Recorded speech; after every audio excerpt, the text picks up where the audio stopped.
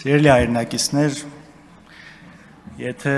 երեք չեք հետևել երեկվա քննարկումներին, մի բան եղավ, երբ հիմա ընտրվում է Վահագն Ալեքսանյանը որպես ազգային ժողովի փոխնախագահ եւ հնարավորություն կար հարցեր տալու, ես հարց ուղղեցի մի բանի հետ իմիջիալոց առանց վիրավորանքի, զուտ նաեւ հնարավորություն տալով միգուցե ինչ որ ինֆորմացիա սխալ է տիրապետել, խոսք գնում էր նրա մասին, իբր ես փոքր տարիքում ինչ որ իմ հարցերը անձնական լուծելու համար օգտագործել եմ պետական իրավապահ մարմիններին, ավելի կոնկրետ որ նա ասել է ԱԱՑ ալֆա, մի խոսքով նման անհետեցություն հնչեց եւ ես սպասում եմ որ օրինակ Մարդ Կարասի օրինակ չեմ իմացել կամ ներողություն էլ չէ, գոնե ասի միգուցե սխալվել եմ, այդպես եմ լսել, բայց այսպես հակառակը քմծիծաղով, հակադիր մեղադրանքներով ու միջևերջ պնդելով որ նման բան եղել է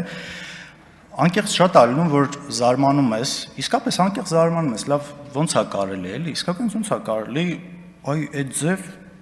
բայց մյուս կողմից ասում, երևի հենց դա է եղել, սենց առաջ գնալը կուսակցության ներսում իշխանության մեջ, երևի այդ որակներն որ գնահատվում է, ինչևէ չկարողանալով գտնել հարցից պատասխանը, դիմեցի հիմա ընդունված է, չէ, արհեստական բանականության օգնությանը, բառացի հարցրել եմ, հիմա կընթերցեմ, ինչպես բանավիճել մարդու հետ ով որպես փաստարկ իր հայտնած տեղեկությանը ասում է բոլորն են ասում։ Ուրեմն պատասխանը կարդամ, ինչ է ասում, ինչ է առաջարկում արհեստական բանականությունը, ասում է, եթե մարդը որպես իր ասացի հիմնավորում օգտագործում է բոլորն են ասում, ապա նա սովորաբար դիմում է տրամաբանական սխալի, որը կոչվում է հանրաճանաչության փաստարկ, լատիներեն argumentum ad populum։ Այն, որ շատ մարդիկ ինչ որ բան են ասում կամ հավատում են դրան, ինքնին չի ապացուցում, որ դա ճիշտ է։ Ու նաև ինչ որ առաջարկներ անում, ասում է արդյունավետ արձագանքելու համար կարող ես հանգիստ հարցեր տալ օրինակ, ովքեր են բոլորը, կարող ես նշել կոնկրետ աղբյուր կամ ապացույց։ Եթե նույնիսկ շատ են մարդիկ այդպես կարծում, ինչով է դա ապացուցում, որ դա ճիշտ է։ Կա հետազոտություն,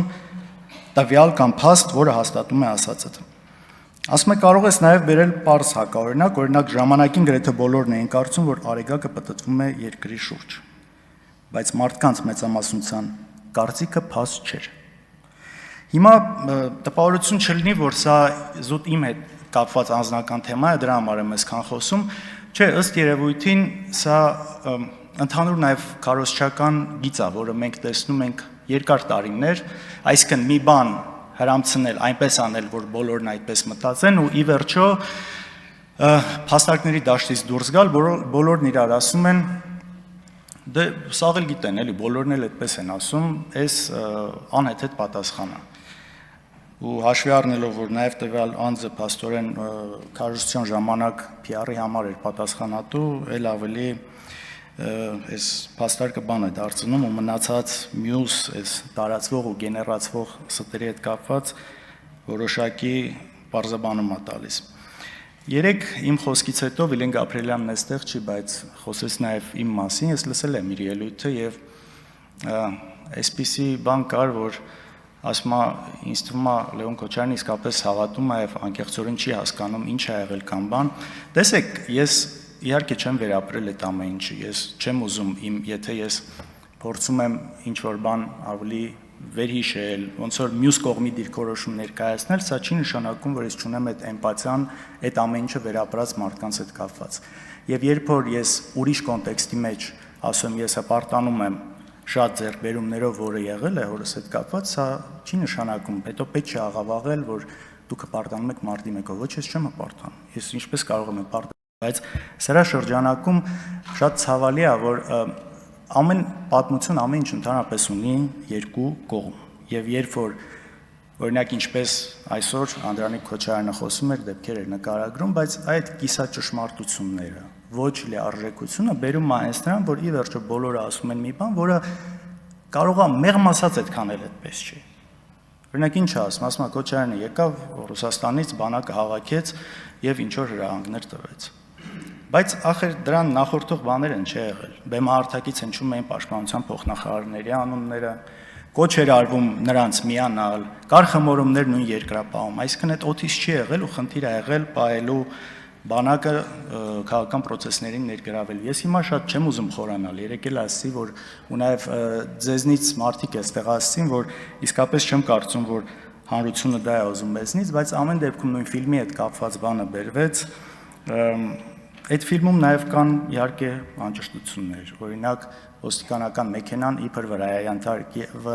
վրաերթի ենթարկել մարդկանց, որ իրականում այդպես չէ, հիմիկվա քննչականն էլ դա հաստատել է, որ դա այդպես չէ, ավելին այդ Վիլիսի մեջ նստած ոստիկանը ծեծվել էր ցուցարարների կողմից ու նաև իրենց խլել էին իր տաբելային զենքը։ Հիմա լավ, վատ, ես այստեղ զուտ հարցը նրանում է, որ այս փաստական տվյալները նաև պետք չի աղավաղել։ Ես այդ իրադարձությունները համարում եմ ողբերգություն ու նաև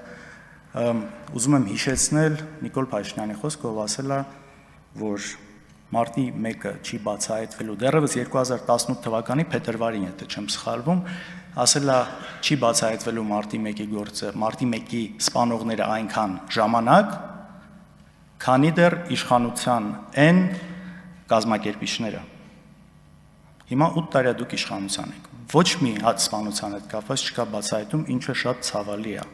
Բայց 8 տարի դուք իշխանության եք։ Իսկ ինչ վերաբերում էր Հռիփսիմե Գրիգորյանը ներկայացրել մի այդ վճռների մասով, մի այդ վճռի ինքն էլ եկավ։ Ձեր անունը տվեցի եկաք, մի այդ վճռի մասով հիմնական մեխը մի այդ վճռի այն էր, որ պետությունը բավական ջանք չի գործադրել սպանությունները բացահայտելու համար։ Հիմա եթե մեր հետ եք համատում, այս ընթացքում 2008-ի մարտի 1-ից մինչև այս ժամանակաշրջանը հայրս եղել է նախագահ 40 օր։ Դուք եղել եք 8 տարի, նաև այդ տեսանկյունից ու իմիջիայլոց նաև միջազգային այս ամեն ինչի կոնտեքստում միջազգային կառույցների զեկույցներ եք խոսում, նաև պետդեպի զեկույցը ու նաև այս բանում համատեքստում, հա, ոստիկանական բռնություն եւ այլ, օրինակ կոնկրետ իմ դեպքով, որի մասին ես խոսում եմ, ոչ մեկը չեք արձագանքում, իմ դեպքով ԱՄՆ պետդեպը զեկույց է հրապարակել, որտեղ անվանական իմ անունը գրված է ոստիկանների բռնության հետ կապված։ Մինչ այսօր գործը հարուցված 2023 թվականից, որտեղ ես ճանաչված եմ որպես դուժող, ու մինչև այսօր չկա ոչ մի ոստիկան, ու այստեղ տեսանյութերը ամեն ինչը արկա է, այսինքն դատաբժշկի եզրակացությամբ եւ ամեն ինչով, բայց այս մասով էլ պարոն օրինակ Վահագն Ալեքսանյանը ասում է, այստեղ ես չեմ էլ կարծում, որ սխալ են արել, ամեն ինչ օրենքով են արել։ Չգիտեմ, կարծում եմ խոսքին ավելի արժեք կտա ու նաև հետագա խոսքին, երբ որ այս ակնհայտ բաների հետ կապված խոսացվի, ասվի, այստեղ խնդիր չկա։ Հիմա նաև խոսվեց իմ այսպես հիմնական շեշտադրումը օգնականի հետ կապված դեպքներ, որ ես դատապարտում եմ, ես շատ վատ եմ զգում, որ այդ դեպքը եղել է, բայց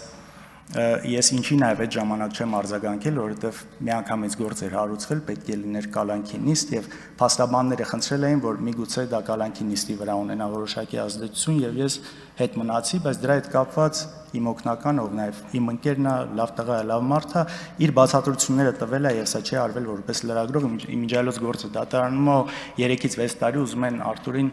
մեկ հարվածի համար դատել, սա այլ հարցի բան է։ Տեսեք, մյուս մասով ինչպես հա ձեր նոր պատգամավորներից կներեք Միքայել Խաչատրյան, հա հարգելի Միքայել Խաչատրյան, ձեզ չգիտեմ խորհուրդ կամ բան, զոհերի հետ կապված մի արեք այդ համեմատությունը ձեր իշխանության ու այն ժամանակվա, այստեղ ոչ մի ձևով չեք կարող դուք շահեկան դիրքում լինեք։ Այս իշխանության ժամանակ եղել են հազարավոր զոհեր, ու հետո Նիկոլ Փաշինյանը կանգնում ասում է, որ այդ զոհերը կարող էին չլինել, արդյունքը կլիներ նույնը։ Ու դուք համատում եք մի ժամանակաշրջանի հետ, որը ամենախաղաղն էր։ Եթե նույնիսկ մի զոհ ա եղել այն ժամանակ, դա շատ վատ է, բայց զոհերի թիվը, մարտական զոհերի թիվը եղել է 92 10 տարվա կտրվածքով։ Եվ երբ որ դուք գալի ասում եք, ես ինչից եք խոսում, հիմա 2 տարի է չեն կրակում, իմիջիայլոց նույն այդ բանը ասում էին մինչև 2020 թվականի 44-օրյա պատերազմն, այսպես չէ, հուլիսյան դեպքերը, այս քարոզչական թեզը գնում էր չեն կրակում։ Աստված դա երբեք չկրակեն, բայց խնդրում եմ մի խեղաթյուրեք։ Այս մասով հաստատ շահեկան դիրքում չեք հայտնվելու։ Այլ արձագանքեր ու բաներ կար, բայց երևի թե առիթ կընձեռնի դեռ այս օրերի ընթացքում։ Շնորհակալություն։